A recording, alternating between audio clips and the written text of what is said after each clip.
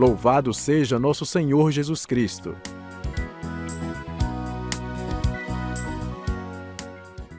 Eu quero começar agradecendo a esse convite que eu recebi do confrade Valdo, do confrade Joelmir, em partilhar com vocês um pouco desse assunto que para mim é muito importante. Tenho estudado sobre isso e vejo que aqui no Brasil, graças a Deus, a Escola de Capacitação está fazendo um excelente trabalho, focando na doutrina social da Igreja.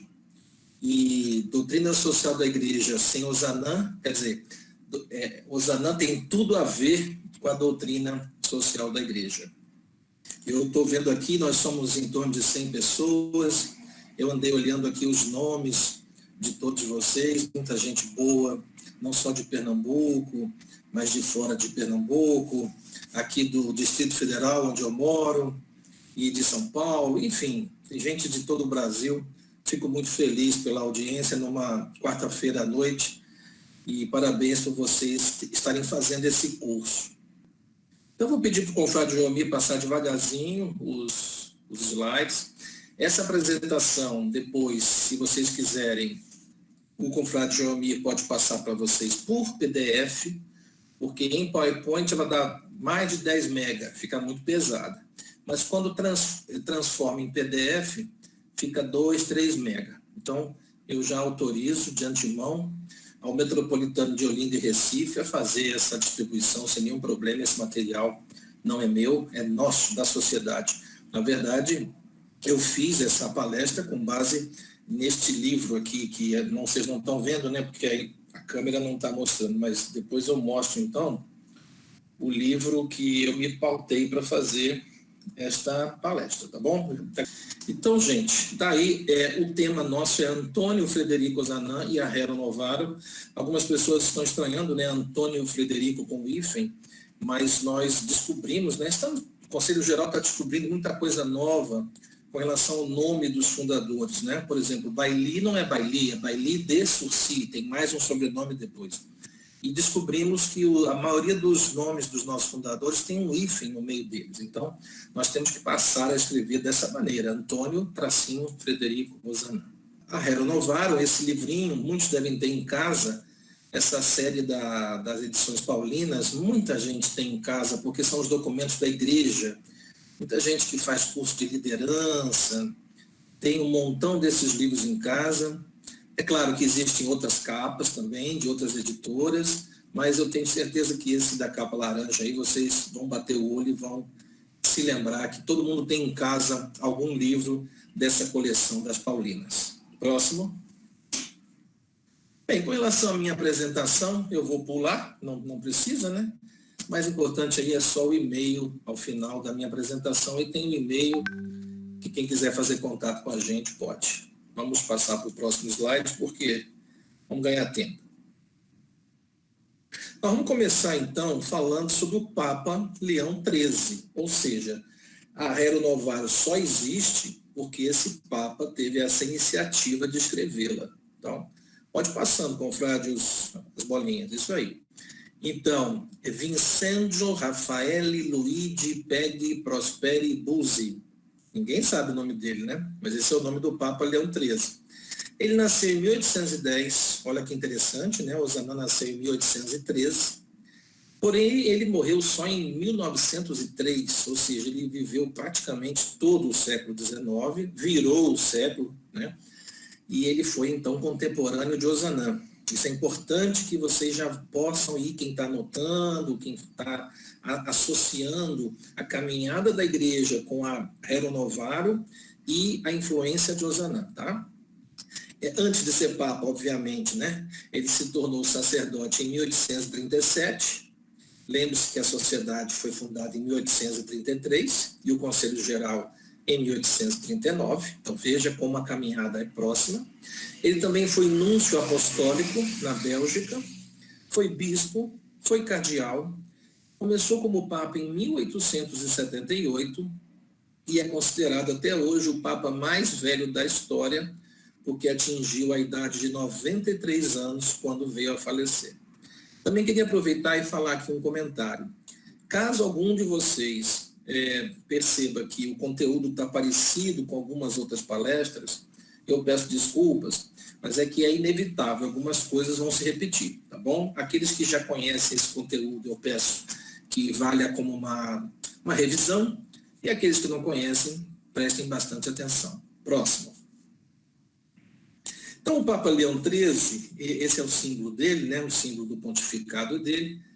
Pode passando, confrade. O Papa Leão XIII, então, ele viveu um século em que a igreja estava muito atacada. Vocês sabem que a própria criação da Sociedade São Vicente de Paulo, num ambiente muito inóspito à igreja. Revolução industrial, revolução de costumes, revolução política. Então, ele queria uma reconciliação da igreja com o mundo daquele momento. E ele também teve algumas coisas inéditas. Foi o primeiro Papa a ser filmado, foi o primeiro Papa a ter sua voz gravada e irradiada pelo rádio, né? Foi um grande diplomata. Em 1808, mandou mensagem ao Brasil sobre a abolição da escravatura. Foi ele que criou a devoção ao Sagrado Coração de Jesus, toda a primeira sexta-feira do mês, muita gente não sabia disso. E ele escreveu mais de 100 encíclicas. Imagina, naquele tempo sem computador, sem internet, nem nada, escrever 100 encíclicas. E não é só a Rerum Novarum, que é famosa, não. Se você for estudar a história dele, você vai encontrar outras encíclicas sobre a família, sobre os sacramentos também, que são até hoje lidas e estudadas, especialmente nos seminários. E nas congregações religiosas. Eu vi que a irmã Emília está com a gente aí, ela deve confirmar isso. Pode passar?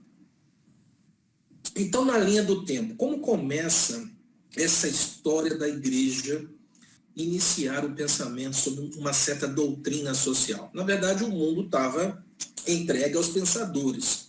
Então, você tem o Adam Smith, com a Riqueza das Nações, pode passar, confrade, de 1776, tá? Que trouxe a informação sobre o liberalismo, sobre o mercado, sobre os donos das fábricas e a relação deles com os operários. Depois, nós tivemos aí nessa linha do tempo, só para deixar bem marcado, deixar bem claro, o nascimento de Ozanam, 1813. Pode ir, confrade. Em 1848, outra guinada na humanidade, que foi o Manifesto Comunista, do Karl Marx e do Engels, né, em resposta ao livro Riqueza das Nações, do Adam Smith, uma proposta diferente, contrária, né? Nós sabemos o que o comunismo prega. Próximo. E em 1891, então, surge a Rerum Novarum, né? Por que eu coloquei aí 1841 e 1891? Porque nos últimos 50 anos, antes da igreja publicar a Rerum Novarum, a igreja já vinha discutindo isso internamente, já havia comitês de estudo, comissões de estudo, especialistas, e aí é que começa a entrar Ozanam, os livros de Ozanam, os artigos de Ozanam, especialmente o que ele escreveu no jornal Era Nova, que no jornal Era Nova foi um jornal curto, só teve um ano só, 1848. Depois Ozanam teve que fechar por conta de uma reação política lá em Paris. Na verdade, ele estava muito avançado para o tempo dele. Mas muitas das coisas que Ozanam escreveu, que está aí nos livros, nos artigos, especialmente está no jornal Era Nova. E a igreja levou em consideração os escritos de Ozanam. É por isso que ele é citado como um dos, não o único, um dos precursores da doutrina social da igreja. Mas a igreja não passou a pensar nisso só nesses 50 anos anteriores à Rerum Novarum. Isso já vem dos concílios, já vem dos séculos, não é um assunto novo. A igreja sempre se posicionou sobre a dignidade do trabalho, sobre a relação entre o trabalho, o trabalhador e o empregador. Esses fatos não são novos. O que é novo é a igreja colocar isso numa encíclica. Aí sim dá um outro peso. Próximo. E sim, está aí o ano do que o Papa viveu, né, 1810 a 1903, já falamos sobre isso. Pode ir. Ozanam entre 1813 e 1853, então foram contemporâneos. E 10 anos depois, muitos vão se lembrar, Papa São João Paulo II fez uma linda encíclica chamada Centésimos Anos. Muitos vão se lembrar, 1991. Fazendo uma releitura, mantendo os fundamentos, mantendo os princípios da Rerum Novarum, mas fazendo uma releitura, adaptando ao século XX. Tá? Então, essa linha do tempo é bem interessante que vocês tenham. Né? Pode passar. Esse ponto de interrogação aí é que caso alguém pergunte, mas a igreja nunca pensou nisso antes? Sim, pensou e eu já falei através dos concílios e do Vaticano, isso sempre aconteceu, mas não na forma de uma encíclica. Pode passar, confrade Joelmir. Os 10 princípios da doutrina social da igreja eu não vou falar aqui hoje, porque é foco dos cursos da escola de capacitação, que vocês estão participando aí pelo Brasil ou aí próprio em Pernambuco. Só passa, por favor, confrade, todo mundo sabe aí, né? Eu vou só ler isso aí, tá? Não vou falar isso. Dignidade da pessoa humana, respeito pela vida, direito à associação, participação comunitária, preferência pelos pobres e vulneráveis, que isso toca muito na gente. Na verdade, tudo isso toca muito para nós, vicentinos. Solidariedade, administração, subsidiariedade, igualdade humana e o bem comum. Tudo aí é Sociedade São Vicente de Paulo, tudo aí é família vicentina, não há escapatória. Quer dizer, o trabalho de nós, confrades, consórcios e membros da família vicentina é totalmente social, é espiritual, é o pão espiritual, mas é também o pão material. Próximo. Aí vocês podem comprar esse livrinho ali. Volta ali, confrade, eu coloquei a capa, por favor. Essa é a capa do livrinho que vocês podem comprar. Chama-se Compêndio da Doutrina Social da Igreja. É outro livro também que se soma a Rerum Novarum. Na verdade, para quem está iniciando no estudo do assunto, eu sugiro que comece pelo compêndio e depois vá para a encíclica. A encíclica tem um linguajar um pouco mais erudito. Já o compêndio, ele vai explicando, esmiuçando os conceitos com exemplos até bem mais práticos da nossa vida. Tá bom? Quem quiser continuar estudando esse assunto. Próximo. Então, voltando a Rerum Novarum, então, foi realmente uma encíclica, pode passando, confrade, inovadora, né? Foi o ponto de partida para criar essa tal de doutrina social da igreja, tá? Ela recolhe o fruto de discussões, como eu já falei, dos 50 anos anteriores à publicação dela. Ela também serviu como resposta da Igreja Católica tanto ao liberalismo da riqueza das nações, do Adam Smith, como também ao Manifesto Comunista de Marx e Engels.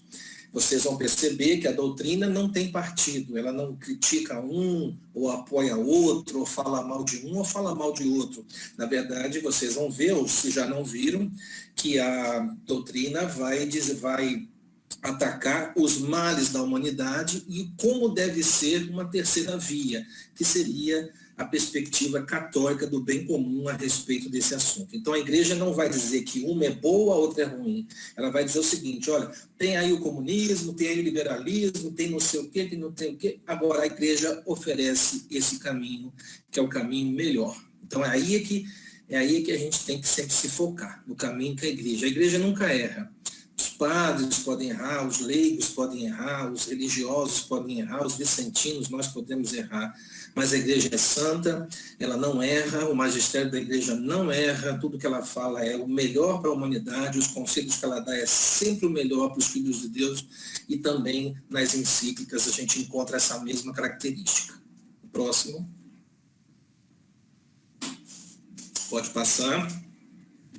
Então, ela foi uma reviravolta, né, na Igreja Católica, porque ela consolidou, compilou num documento só toda a doutrina social. Pode passar. Ela é de 15 de maio de 1891, tá certo? Então, ano que vem, 2021, nós vamos ter aí mais um aniversário da nossa Rerum Novarum do Leão XIII, tá? Que buscou, como já falei, uma reconciliação da Igreja com o mundo. A igreja sempre preocupada em nunca abandonar seus princípios, nunca abandonar seus fundamentos, mas sempre adaptar-se aos mundos, ao tempo de cada época. Próximo. Então, o mundo estava naquela divisão, né, entre capitalistas e socialistas, entre monarquistas e republicanos, entre progressistas e conservadores, o mundo sempre foi muito assim, né, dividido. Isso não é coisa nova. Se alguém acha que isso é novo, isso sempre faz parte do ser humano.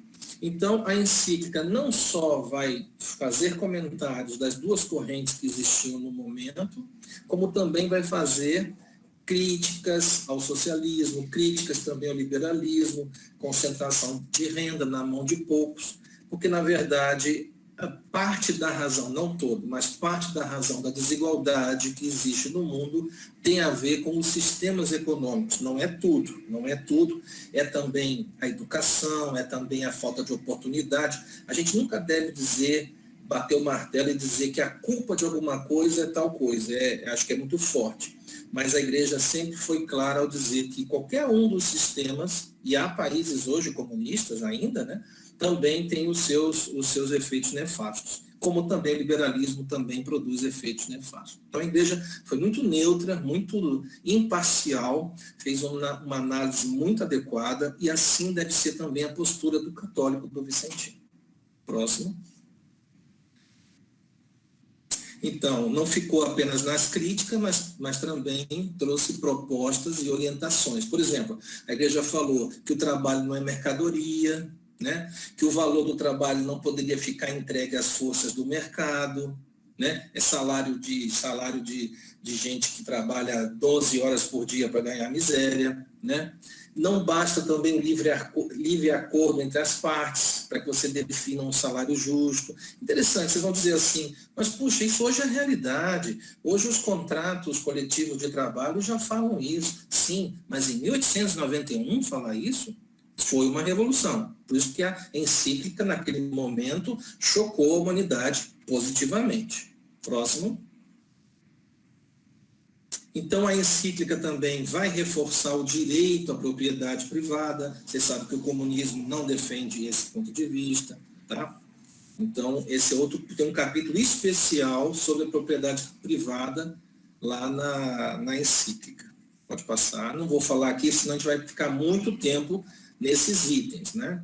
A encíclica fala também do salário justo, né? O que é o salário justo para a Igreja Católica? É aquele que garanta ao trabalhador, né, condições dignas de vida para sua adequada subsistência, sua e da sua família, e da possibilidade, inclusive, de uma pequena poupança.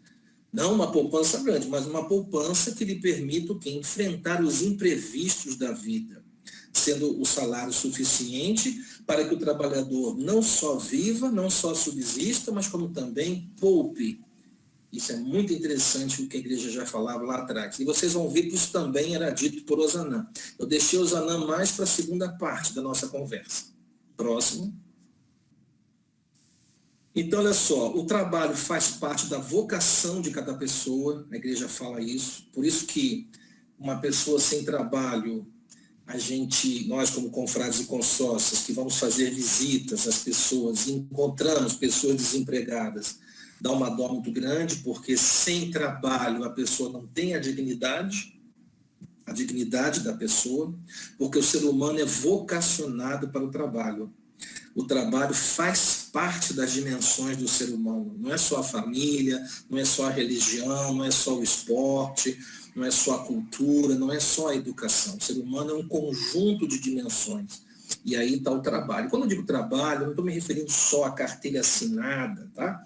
É qualquer tipo de trabalho que gere aí renda, tá certo? E que a pessoa tenha a sua dignidade, ele se sinta útil.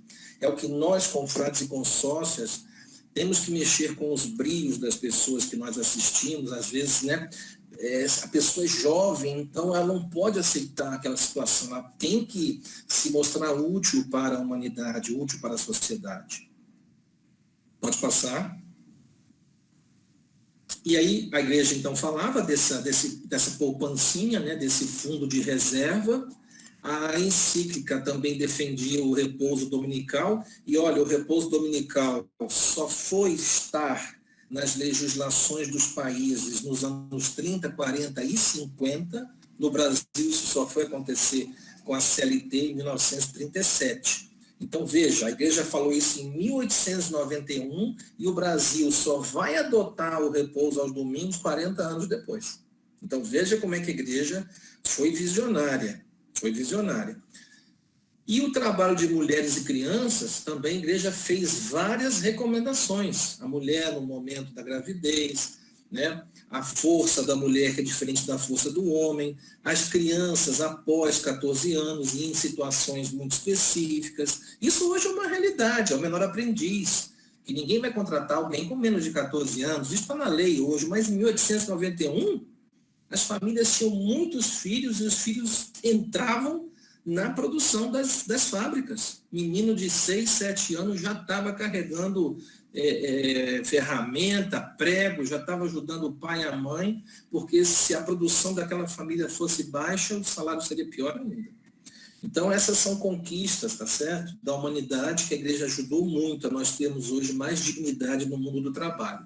Próximo. A encíclica, então, é forte na proteção ao trabalhador, também é forte no auxílio a indigentes e desprovidos, tá? A igreja sugere que os países tenham fundos especiais, fundos sociais especiais para os pobres, os miseráveis, os vulneráveis, os desprovidos, alguns deficientes também, que têm algumas deficiências. Tudo isso a igreja falou, e só agora é que vem programas sociais como Bolsa Escola, Bolsa Família, o Renda Minha, tudo isso que nós temos hoje aí, a igreja já falava há mais de 100 anos. Pode passar. Então, a Renovar é considerado a Constituição, né, a Magna Carta dos operários e dos bons patrões. Né? E o pensamento do Leão XIII continua até hoje. É discutido, é falado, é defendido em livros, em jornais. Até mesmo pessoas que não são católicas citam a Rerum Novarum como um marco na história da igreja. Então, o ponto central da encíclica é a dignidade da pessoa humana e no trabalho. E muitos dos parlamentos e tribunais, e até mesmo as leis que existem hoje em vários países, seguem os princípios da Rerum Novarum. Apesar dos países não terem ligação com a igreja, né? Somos países laicos, né?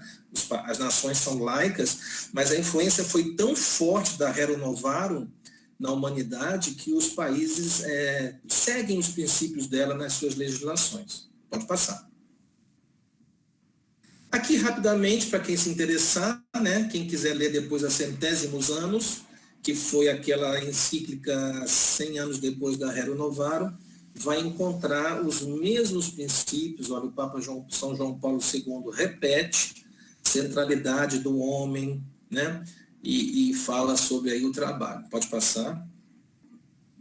Então, sobre as Centésimos Anos, eu vou pular esses slides, que eu acho que é só para quem tiver mais interesse, que também é outro golaço da igreja, muito bem escrita. Papa João Paulo II também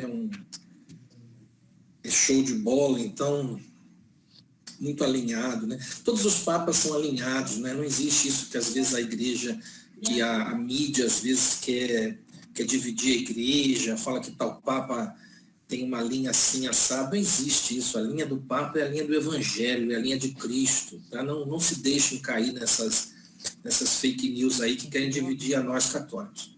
Muito bem, pode passar, confrade. Próximo, né? Aí vamos, então, começar a falar do nosso bem-aventurado Antônio Frederico Ozanam. Na homilia de beatificação de Ozanam, que vocês conhecem, eu separei esse item 5, em que João Paulo II, por que a gente fala que Ozanam é considerado o precursor da doutrina social da igreja? Alguém inventou isso? Alguém tirou isso? Quem cunhou essa frase? Então eu vou mostrar para vocês aí. Ele fala assim de Ozanam. Ozanam observa a situação real dos pobres e procura um empenho cada vez mais eficaz para ajudar a crescer em humanidade. Compreende que a caridade deve levar a trabalhar pela reparação das injustiças. Osanã, então, compreende que a caridade deve levar a trabalhar pela reparação das injustiças. Caridade e justiça caminham para e passo, juntas. Osanã tem a coragem lúcida de um empenho social e político de primeiro plano, numa época agitada da vida do seu país. Pois nenhuma sociedade pode aceitar a miséria como uma fatalidade, como algo natural, sem que a sua honra não seja atingida, ou seja, uma desonra para qualquer povo permitir a miséria no seu país. Isso é a igreja que diz para a gente isso, hein? É assim que se pode ver nele, no Osanã, um precursor da doutrina social da igreja que o Papa Leão XIII desenvolverá alguns anos mais tarde na encíclica Renovar. Então, veja, é aqui que começa a igreja a fazer um reconhecimento formal da contribuição de Osanã para a Renovar e para a doutrina social da igreja. Começa com João Paulo II. Pode passar. Grandes semelhanças entre Osanã e a Renovar. Primeiro, conceito de justiça social. Ah, mas Renato, isso aí todo mundo sabe hoje. Mas naquele tempo, esse conceito não existia. A própria palavra solidariedade é uma palavra nova no vocabulário da humanidade. Ela é de 1700, 1800, tá certo? Então, esses conceitos que hoje nós dominamos, naquele tempo, Osanã cunhou, né, ajudou a criar esse conceito.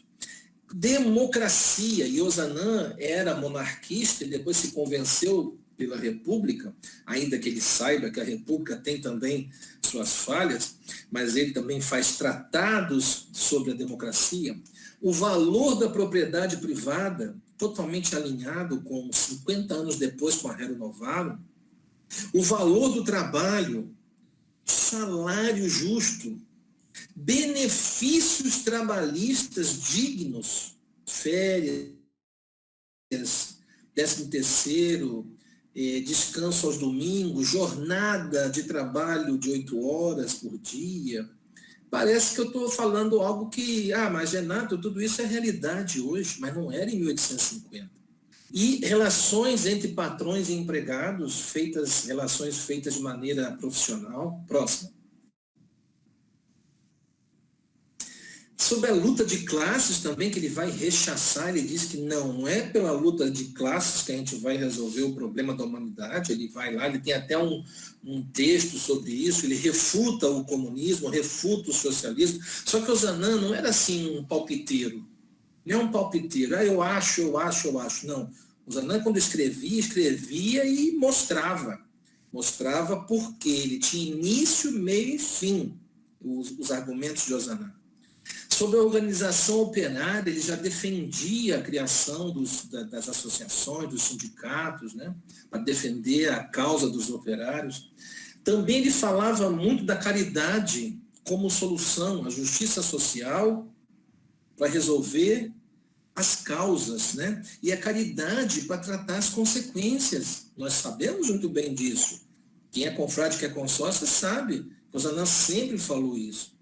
O papel da igreja nessa situação toda, porque vão dizer assim, isso é trabalho de padre, isso é trabalho de bispo, isso é coisa para irmã, isso é coisa para irmão, isso é coisa para vicentino. Ele vai dizer que sim, ele vai dizer que a igreja tem responsabilidade nesse assunto todo.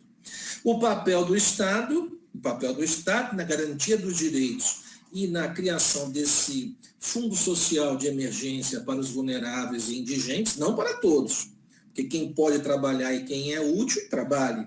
Porque quem não trabalha, São Paulo falou, né? Quem não trabalha não vai comer, não é assim que está na Bíblia, mais ou menos? Então, tem que trabalhar, busca a sua dignidade. Mas há pessoas que não conseguem, e para esse público, graças a Deus, pouco, então que você tem esse fundo social. Ele também vai falar dos impostos e dos lucros das empresas. Ele não é contra o lucro da empresa. Ele é contra o lucro exorbitante, é contra a exploração, mas ele não é contra. Na verdade, a riqueza das pessoas vem das empresas. O Brasil hoje fechou 135 mil empresas durante a pandemia. Então, quer dizer, isso é uma péssima notícia. 500 mil pessoas, saiu hoje essa notícia, estão desempregadas por conta da pandemia. Além de todos os efeitos negativos da pandemia, as mortes, essa crise sanitária, essa crise da saúde que nós nunca vivemos aí na nossa história recente, além disso, causou fechamento de empresas e o empobrecimento da população. Então, o Zanan já indica que não é contra o imposto também, ele não é contra o imposto, mas ele é contra os estados que só vivem do imposto. Né? Então, ele vai desenhar um estado ideal com poucos impostos, com os impostos. Olha, ler o que o Zanan defendia para esses assuntos, parece que ele é atual, parece que o Zanan nasceu agora, parece que ele está se formando agora, parece que ele está publicando as teses dele agora, de tão atual que é o trabalho dele. Próximo. E onde o Zanan falava da justiça social? Em vários lugares. Primeiro, no jornal Era Nova, aquele que eu já falei para vocês, juntamente com o padre Lacordaire. O Zanan teve o padre Noirot, em Lyon. E em Paris, padre Lacordaire. Tá certo? Grandes assessores espirituais dele. O padre Lacordaire, inclusive, olha que interessante, eu poderia até ter colocado isso aí. Foi o primeiro a fazer biografia de Ozanam depois que Ozanam morreu. Veja a ligação de Ozanam com o padre Lacordaire. E fundaram juntos um jornal, o Era Nova, em 1848. Lá nesse jornal, que só durou 1 ano e meio, uma pena, Ozanam, numa das cartas, diz que foi forçado a fechar o jornal, porque as pessoas estavam com uma reação negativa. Veja que ele era, porque ele era um pioneiro, ele era um visionário, ele era um vanguardista. E geralmente quem tem essas características, no momento ali, a pessoa não é bem aceita. A pessoa não é bem aceita. E também aquela outra questão também, santo de casa não faz milagre. Às vezes a pessoa está no país dela fazendo um monte de coisa e não é reconhecida, e vão reconhecer anos depois. Como, por exemplo, Santos Dumont, ou Olavo Bilac, ou o próprio Tiradentes. Quer dizer, todos os países são assim. Às vezes a pessoa faz um super trabalho e só vai ser reconhecido anos na frente. Por quê? Essa é a característica de quem é visionário. Porque quem é visionário está propondo mudanças. E, lamentavelmente, o ser humano quer mudança, mas ele não muda. Ele quer que os outros mudem. Ele quer que os governos façam a mudança, mas ele não muda. Por isso que a mudança sistêmica só vai também dar certo, e eu sempre falo isso, se o vicentino, se o confrade e a consórcia também mudarem a forma de encarar a mudança sistêmica. Mas hoje o nosso assunto aqui não é mudança sistêmica, tá? Mas eu estou falando o seguinte, que Ozanam sofreu muito porque ele era muito visionário. Nas aulas de direito comercial, ele também falava muito disso. Aliás, uma das teses dele, não sei se de mestrado ou doutorado, que é sobre direito comercial, ele coloca muito dessas ideias. Né? Só quem tiver interesse, depois eu posso, fora da palestra, passar algumas informações. Inclusive, nós estamos retirando, o Conselho Geral está juntando todas essas obras, foram 13 livros que o Ozanam publicou, 10 em vida e 3 depois a Amélia publicou. Nós estamos juntando esse material todo porque o Ozanam, nós vamos entrar, já entramos com o processo de declaração de Ozanam como doutor da igreja, né? E um golaço também do Conselho Geral, porque também isso ajuda muito na divulgação da história do Ozanam. Tudo que nós fizermos para falar deste homem ajuda muito no processo de canonização. Tá? Então, as aulas lá em Lyon, de direito comercial, os discursos, as conferências da Quaresma, na Notre Dame, depois nas conferências de história, precursoras da Sociedade São Vicente de Paulo, se discutia muito sobre questão social, tanto que eles saíram da conferência de história e criaram a conferência de caridade justamente para não ficar só no discurso, para não ficar só na teoria e ir para a prática. Essa foi a razão. Senão eles estariam até hoje nessa conferência de história. As cartas de Ozanam, os artigos de Ozanam, os livros de Ozanam e as palestras. Então, vamos dizer assim, mas onde que ele falava dessa doutrina social? Aí, nesses itens aí. E o próximo slide, onde que ele praticava essa justiça social, que ele falou tão bem nos livros, nos artigos. Ele praticava isso na visita aos pobres, no serviço generoso aos pobres, numa ajuda aos pobres, na política. Ele criou com outras pessoas um partido, o Partido da Confiança. Ozanam era um ativista político. É porque o assunto político é um assunto que nos divide. Muitas pessoas não acham que esse assunto é um tabu. Geralmente as pessoas não querem conversar sobre política, e é por isso que a gente está pagando esse preço caro aí, de sermos um país tão rico e, por conta da classe política, um país tão maltratado. Porque nós cruzamos os braços, porque não queremos mexer ou tratar ou lidar com a política, nós delegamos, nós descentralizamos isso para outras pessoas e depois choramos as pitangas. Ozanam não aceitava isso. Ozanam era ativo. É verdade que ele relutou um pouco em ser candidato a deputado federal lá naquele momento, mas depois aceitou. E eu tenho uma frase, num desses livros aqui atrás, eu tenho uma frase que diz também que ele se arrepende de ter entrado tarde na política, que se ele tivesse entrado um pouquinho mais cedo, ele teria conseguido os votos suficientes. E que deputado federal seria Ozanam se ele tivesse sido eleito? Então, Ozanam foi atuante na política, foi um ativista social. Nas profissões que ele exercia, ele praticava a justiça social. Ele era jornalista, ele era advogado, ele era literato, ele era escritor, ele era professor. Em todas as profissões tinha o tempero da justiça social. Então, isso é um exemplo para nós vicentinos, que não podemos ser uma coisa na conferência e outra coisa no nosso trabalho, uma coisa na paróquia e outra coisa na rua. Não, temos que defender os mesmos ideais. Então, não era mera ajuda material, mas uma oportunidade real, né, de exercer, essa é a frase de Ozanam, de exercer uma relação humana de intimidade e de confiança mútua com os pobres, ser amigo dos pobres. Isso é fortíssimo em Ozanam. Então, Ozanam não era só um cara bom de oratória, um cara bom de discurso, um cara culto que falava não sei quantas línguas. Mas Ozanam era lá na poeira, lá na lama, lá junto às pessoas que sofrem. Ele tinha essas duas dimensões, transitava bem entre essas duas dimensões. Ele até achava que era mais do teórico do que do prático. Ele escreveu isso em várias cartas dele. Não sei se eu vou tal, porque eu sou mais da teoria. Mas isso se provou que não era verdade. Ele era muito humilde. Na verdade, ele era bom em todas as posições. Próximo. Esse é um livro que ele... não chega a ser um livro. Ozanam fez um texto aí. Pode passar o próximo, confrade, tem um textinho aí. Isso. É um artigo de 28 páginas que algumas pessoas imprimiram e fizeram um livro, mas não é um livro, tá certo? É um artigo de 28 páginas, publicado no jornal Era Nova.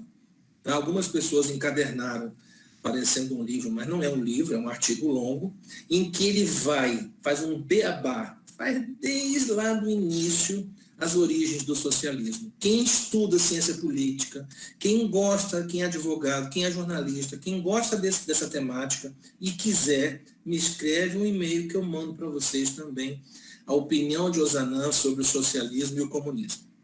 Tá bom? Pode passar. Assim, aí ele tem essa frase aí, né? Já é tempo de mostrar que podemos advogar a causa dos operários, devotar-nos ao alívio das classes sofredoras, promover a abolição da pobreza, sem nos solidarizarmos com as predileções desencadeadas pela tempestade de julho que ainda suspende sobre nós sombrias nuvens. Ou seja, ele está se posicionando aí que não é preciso nem ser socialista, nem ser liberalista para ser um bom católico, um bom vicentino, para fazer a caridade. Esses sistemas que o homem cria, que convenciona, nós estamos acima de tudo isso. Próximo. Então, primeiras 3 perguntas. Pode ir, meu confrade. Como confrades e consórcios, além da ajuda material e espiritual, além do pão material e espiritual. Nós temos apoiado os assistidos na defesa dos direitos sociais? Será que a gente sabe quais são os programas sociais do Estado e do governo federal e do município? Será que a gente chega lá e, seu João, dona Maria, você tem direito a isso, a isso, a isso? Você sabia? Segunda pergunta, como confrades e consórcios, temos falado da doutrina social da igreja para os nossos socorridos, claro, utilizando uma linguagem acessível? Não vamos usar aqui tom professoral, não é o caso. Mas a gente está conseguindo adaptar, traduzir a bela doutrina social da igreja para os nossos socorridos? Não é porque eles são pobrezinhos que eu vou ali despejo, como aqui em Brasília tinha o padre Bonfim, falecido, que dizia assim, tem muito confrade que é confrade caçamba, muita consórcia que é consórcia caçamba. Pega aqueles caminhão caçamba, vira assim e despeja as doações. Já ouviram isso?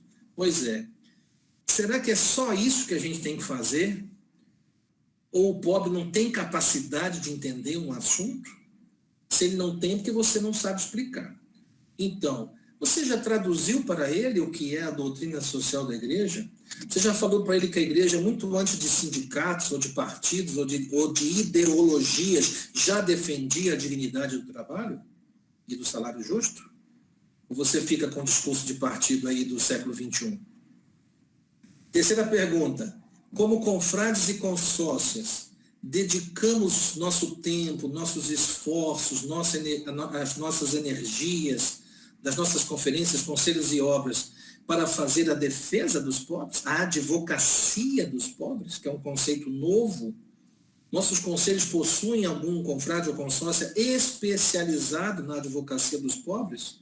Eu tenho viajado vários países aí, a questão dos refugiados é muito forte, dos imigrantes é muito forte, e vários conselhos nacionais, metropolitanos e centrais têm um departamento para cuidar disso, para chegar, recolher esses irmãos imigrantes e poder dizer para eles os direitos que eles têm.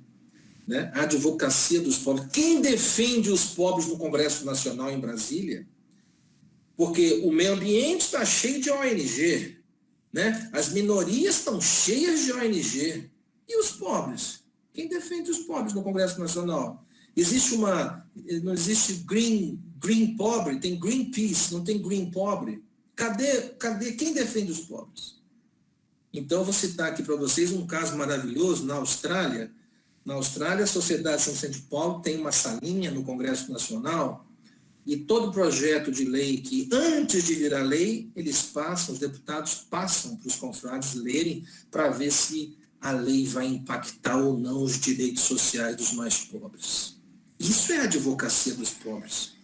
A Irlanda faz isso, os Estados Unidos fazem isso, a Inglaterra faz isso, Nova Zelândia, Austrália.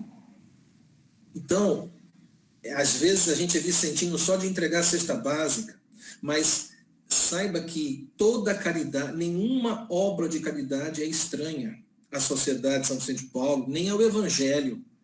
Então, vicentinos que se dedicam a esse tipo de caridade, é caridade sim. Porque existe, às vezes, um preconceito de que vicentino bom é o vicentino que tem uma cesta básica na mão. E não é isso. O vicentino pode atuar em outras dimensões, porque tudo concorre para a caridade. Quer melhor caridade do que uma boa lei que vai beneficiar os pobres? Não existe melhor caridade ou melhor justiça social do que isso. Próxima pergunta. Como confrades e consórcias, sabemos orientar corretamente os nossos assistidos para que eles não caiam nas ideologias contrárias ao pensamento social da Igreja Católica? Que triste é ver um católico defendendo princípios contrários à sua própria igreja. Que triste é um confrade e uma consórcia se posicionarem nas redes sociais contra os princípios da sua própria igreja. Será que a gente tem esclarecido aos assistidos com base na versão do pensamento católico ou temos deixado eles ao Deus dará? a influência maléfica da mídia, que está cada vez mais corrompida, e as fake news saem da própria mídia hoje. Hoje a mídia acusa as pessoas de fake news, mas quem faz a fake news hoje é a mídia. Por isso que as pessoas estão recorrendo às redes sociais para se informar, porque não confiam mais na informação que vem da mídia. E os nossos assistidos estão totalmente à mercê desse ambiente. E você, Vicentino, só está levando cesta básica? Ou você também está levando uma orientação útil para a vida dessa família, de que como a igreja pensa? Agora, se você não souber como a igreja pensa, aí melhor ficar calado. É por isso que o confrade, a consórcia, tem que estudar. É aquela frase maravilhosa: formar-se bem, né? Saber mais para formar mais, formar-se bem para servir mais. Então, o vicentino do século XXI, ele tem que ser turbinado, ele tem que estar por dentro de tudo. Ah, mas eu não tenho, não sei. Não existe isso. Deus nos dá a força e a capacitação adequadas. Tá? Outra pergunta: o que temos feito para que o direito, a justiça e a dignidade da pessoa humana seja uma realidade na vida dos nossos assistidos? Ou a gente se contenta com os problemas do transporte público, da violência, da esposa, que o marido tem que ir lá na rua, embaixo da luz, pegar a esposa que chega do trabalho, porque se ela chegar do trabalho, saltar na parada de ônibus e for a pé até a casa, na escuridão, ela pode ser violentada? A gente fica inerte a essas coisas. Ah, não, mas eu fiz minha visita, eu entreguei a cesta básica, ganhei a semana, minha consciência está limpa. Outra pergunta: como confrade e consórcia, fortalecemos o sentido de comunidade dos nossos assistidos? Ajudamos? Ah, precisa de uma escola aqui, precisa do asfalto aqui, precisa do posto de saúde aqui. Às vezes eles não sabem escrever. Ajuda, faz uma petição. Você que é doutor, você que estudou, você que tem um bom emprego, você que tem internet, você que tem computador, você que tem laptop, vai lá e ajuda a comunidade a fazer uma petição, a fazer uma reclamação na ouvidoria da prefeitura. Isso é a advocacia dos pobres. Faça isso com elegância, faça isso com dignidade, com profissionalismo, com neutralidade, sem partidarismos. É possível, sim. E, aliás, esse princípio da associação é um dos princípios fortes da doutrina social da igreja. Próximo.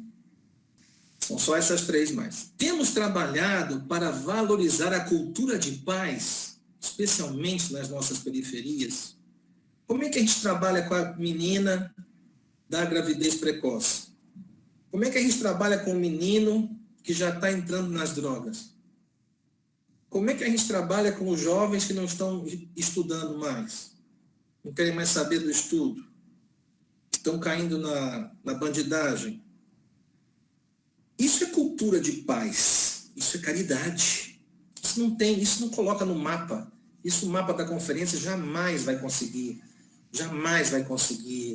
capturar essa obra de caridade. Porque ela não é quantificável, ela não é tangível, ela vai gerar um benefício daqui a 20 anos. Uma creche, uma escola, um curso de línguas que a sua conferência paga para um assistido. Não tem preço. Isso vai causar lá na frente. Ah, mas o valor é para a cesta básica. Abre a cabeça. Ah, mas o valor daria para comprar 5 cestas básicas. Abre a cabeça. Esse valor vai permitir que esse cara, no futuro, não precise receber a cesta básica. Porque a ONU já falou várias vezes.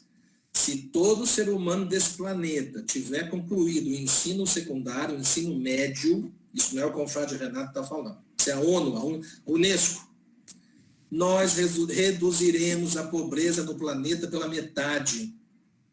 Qualquer investimento em educação, desde a creche até a universidade, ensino técnico, profissionalizante, ensino fundamental, ensino médio, qualquer ação que a sua conferência ajudar aos assistidos e aos filhos dos assistidos, parabéns, que você está plantando uma semente lá na frente. Isso é justiça social, isso é doutrina social, sim. Conseguimos enxergar Osanã como um dos grandes precursores da igreja? Conhecemos os discursos, os escritos e a prática cotidiana de Ozanam, ou nós ouvimos dizer numa escola de capacitação que Ozanam é o precursor da doutrina? Tá? E por fim, nós somos defensores da doutrina social da igreja ou facilmente somos levados pelas ideologias políticas que deturpam e corrompem o pensamento católico? Não vou nem falar aqui aborto, eutanásia, não vou nem entrar nisso, que é uma coisa que me dá até nojo ver pessoas defendendo isso e se dizerem católicas. Então, se você é vicentino, se você é confrade, se você é consórcia, se você tem essa responsabilidade de praticar a fé de Cristo pela prática da caridade, precisa conhecer, viver, amar e valorizar a doutrina social da igreja.